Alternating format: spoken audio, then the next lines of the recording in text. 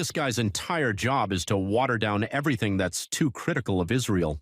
There was an extreme fear at the BBC that if you ever wanted to do anything about Israel or Palestine, editors would say, if you want to pitch something, you have to go through Rafi and get his sign-off. This is a very damning report based on interviews with 13 people at the BBC, staffers, two journalists in particular making very serious allegations that the BBC is essentially whitewashing the conflict in Gaza, that there's a filtering and gatekeeping, if you like, of the messaging. Anything that could be deemed as anti-Israel is cooled. There's hot water or cold water put on it to prevent it making Israel look bad in any way.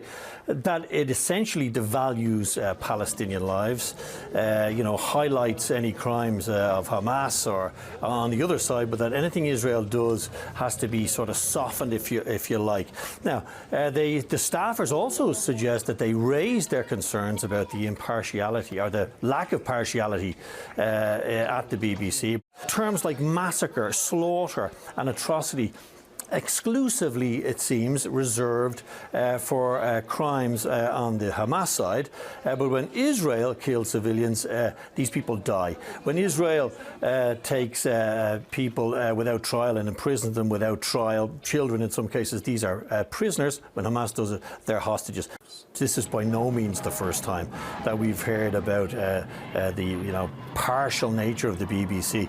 Earlier this year, back in November, actually, a letter was signed by over 230 members of the UK media, journalists, editors, people involved in bringing the news to the people in the UK. Now, over 100 of those were BBC staff, all remaining anonymous, of course, scared for the potential of retribution.